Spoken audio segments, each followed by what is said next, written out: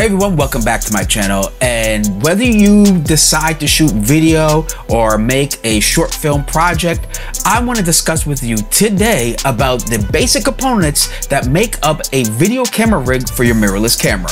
Let's get to it.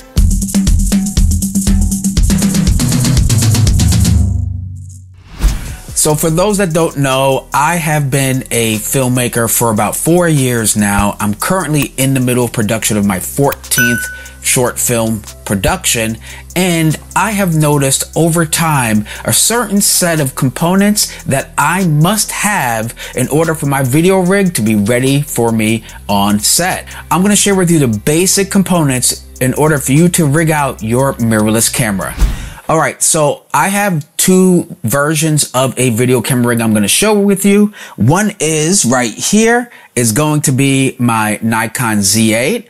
I have a small rig cage right here, as you can see, and I have a small rig top handle right there. It comes with a nice little Allen key. It's fantastic. I have outfitted my entire Z8 rig before. You go check out the link right above here. It's on my YouTube channel, and I absolutely show you step by step how I rig out my Nikon Z8. But I just wanted to show you kind of a run and gun situation. And right here, it allows me to be able to attach whatever I need on this cage. It comes with an Arca Swiss bottom right there. If you can see the Arca Swiss. Slide on the cage so I can put it right into tripods or a gimbal. The top handle is super adjustable, so I can adjust it forward and backwards, or put a monitor here and of course a mic there. But most importantly is you're gonna need a camera cage. That's one of the first components. Matter of fact, that is the first component you should be getting. If you expect to record video using your mirrorless camera, I would head on over to Small Rig, and they have other brands as well, but you definitely need a camera cage. That's number one. They range from anywhere from $60 to $99 depending on the size of your camera. So that's number one. Number two is you're going to need a top handle. See this right here? You're going to need that. This can slide back and forth, as I said. It has numerous attachments. I sometimes put a lav mic connecting right there, and then I put the monitor attached to here or here. And there's so many. There's 1/4 inch and 3/8 all through here, so you can attach and make this very modular and adaptable to the needs of your project. So, number one, camera cage. Number two, top handle. So that's that. This is the Nikon Z8. Let's get to my absolutely built out rig right now. Now, right here is my cinema rig. This is what I use when I make my short films. It's been with me for all 14 projects, and I'm going to be actually filming with this camera setup this Sunday, and I'm recording in 6K open gate at 420 10-bit. So this is the Lumix S1H. It's a fantastic camera. Amazingly beautiful and very easily adjustable colors. So if you need color grading, the Lumix colors are fantastic. So let's get to the components. Anyway, so we talked about the cage. We talked about the top handle. Now this top handle allows me, it's a small rig as you can see, allows me to put this adapter here, because this, when I have it attached to my Lumix, gives me 2 XLR ports right on the side right here. So that's why I have that attached. In this case, I'm not using an XLR mic on this rig. At this particular moment, I will be on set, but I just wanted to give you an example. So it's not connected. So obviously I know why it won't connect. So I connected to the mic jack into the S1H. So we have the cage. We got the top handle. Okay. Next thing you're going to need is sound. I have here the Rode Mic Pro Plus. I recommend, if you're going to get a starter mic, this is a fantastic starter mic. It's really, really reliable. It sounds great. My thing is just know how to use a microphone and how your microphone works. What I mean by that is, if it's omnidirectional or corduroy or anything like that, shotgun mics, you want to make sure you understand what is the most effective distance, for that microphone, as well as what else in the environment it may or may not pick up. You know, I'm no audio tech, but I know basics, and over the years of creating these videos, as well as, producing these films, I've learned what you can't just have one mic. But this is a great run and gun documentary style if you need it. If you can afford a high-end Deity or a high-end Rode NTG shotgun mic, get that. I have the NTG too. But this is a very cost-effective way to get better audio than what's provided directly into the camera. So I put that right up top here, again attaching to the small rig cage.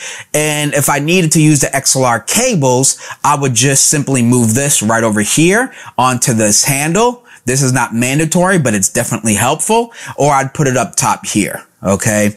The next thing you're going to need is, well, power. Now, there's two ways you can do. Obviously, if you're on a budget, I'm going to recommend getting at least 3 to 5 batteries for your mirrorless camera, whichever camera that is. This is the S1H. So I actually have about 6 batteries, for the S1H, just in case, for redundancy and backup. But in this case, I have a V-mount battery attached to a V-mount plate. Now, V-mount plates are great because you're going to be able to power multiple items that's attached to your cage using this one super powerful battery. They come in different sizes depending on how many watts per hour. It gets bigger. This is a 95 watt per hour. You simply turn one light on, as you see right there, and all these ports are now activated. You could do D-tap directly into the battery. The plate has a D-tap and it has several other ports that are regulated, just enough for your monitors, maybe your microphone, etc., etc. So I usually power my monitor and the camera through the V-mount. And a V-mount battery, I'm telling you, it's golden. It's fantastic to have on set. I usually bring about 3 of them. I have 2 of these 95s and I have another larger one. I forgot the watts per hour on that one. But V-mount batteries last so long. It's fantastic. So I highly recommend, when you can, you get a V-mount plate.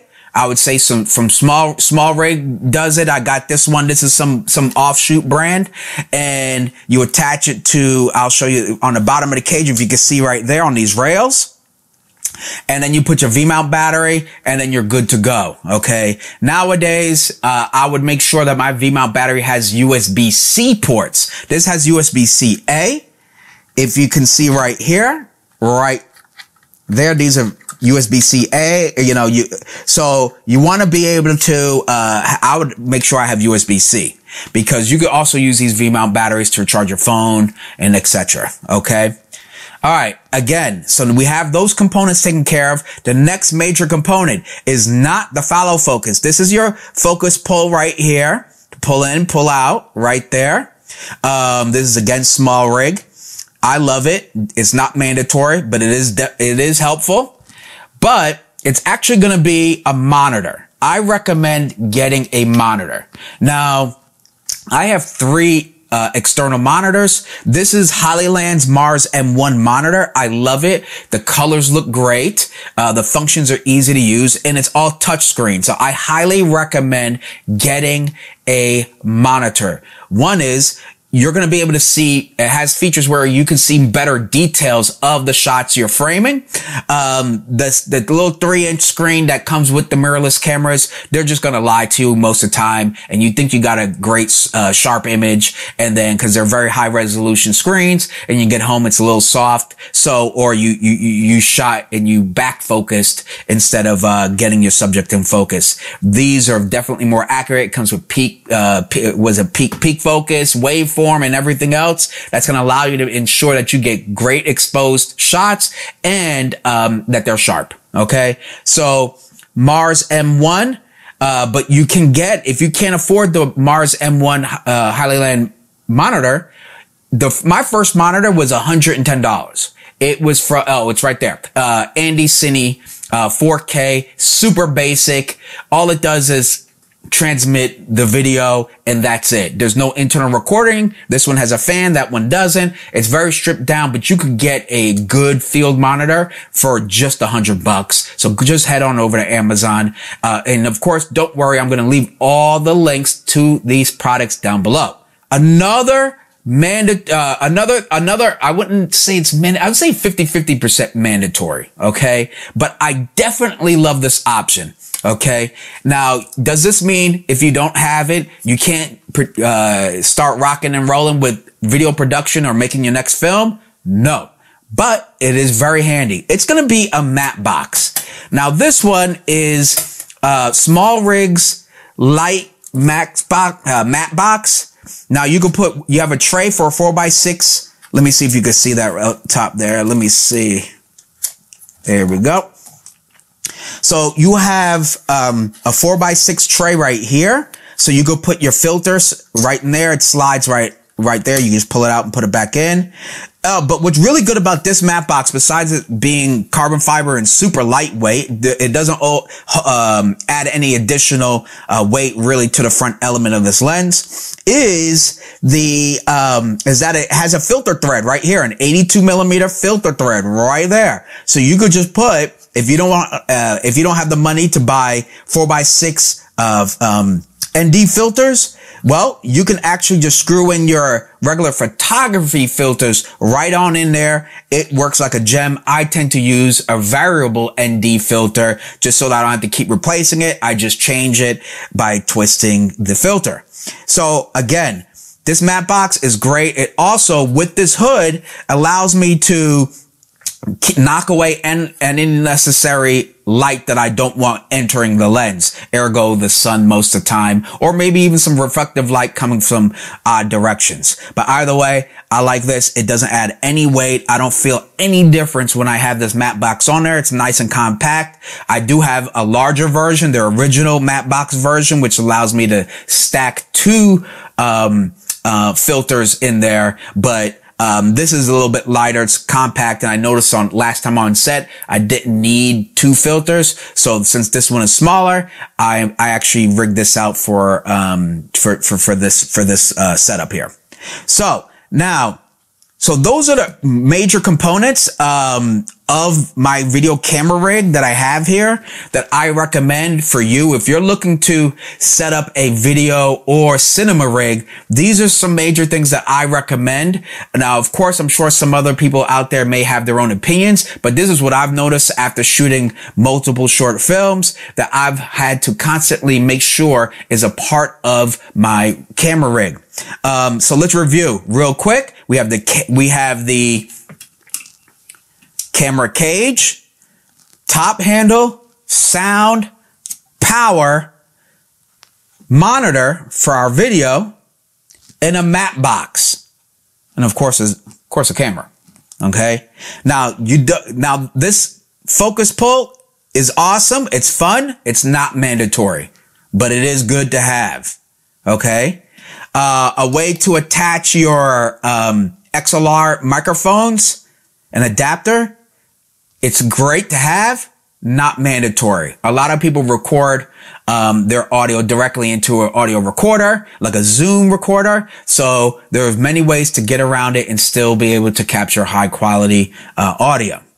Okay. Another thing, if you haven't noticed by now, is my cinema lens. This is my first cinema lens. It's a Siru 50mm T 2.9 anamorphic lens. I love this lens. I love it a lot. But I plan on buying more cinema lenses. And, cause what I notice is using, regular photography lenses compared to cinema lenses, completely different character, completely different, makeup and build design. So with that said, I'm going to look to invest in a set of cinema lenses just because I noticed that with mirrorless camera, lenses or digital cameras, it's too sharp. It's too sharp. Can you believe that? It's actually too sharp and it doesn't give me that film or cinematic kind of, touch. So with that said, I tend to use this lens often. I love it. And yes, I do love the blue streaks for my anamorphic lens, but I have that attached, but you do not need cinema lenses to get started. Okay. I recommend, Sigma lenses personally. That's what I have, a whole set of Sigma lenses literally because I wanted to do filmmaking and I love their art prime lenses. So that's what I personally use until I replace them with my actual cine glass. Okay. Sigma actually does make cine glass. I can't afford it. Okay. So I had to get a certain budget version first before, as I graduate and, produce more money using film and video. So with that said, you don't need a cinema glass. You don't need a handle, but it is handy to have one. Okay. This is totally optional having this handle. Again, it has a few attachments up top and it's really great to have, especially when you have your entire harness together. Then I usually have this hand to hold, to direct, and then my left hand is actually used for using the pull focus. Okay. So that's generally how I have it. Okay. So that is actually my rig that I will be using on set on Sunday for my next day of production. If you have any questions about any of this gear, I'm going to leave the links in the description section for you to check out for yourself. And of course, if you have any questions, comments, concerns in general about photography, videography, cinematography, let me know. Post your comments. And if you enjoyed this video and you would like to see more, don't forget to press that like, that share, that subscribe, and yes, smash that bell icon to get notifications for my upcoming content. I'm Robert Silver, and until next time, keep shooting and stay creative.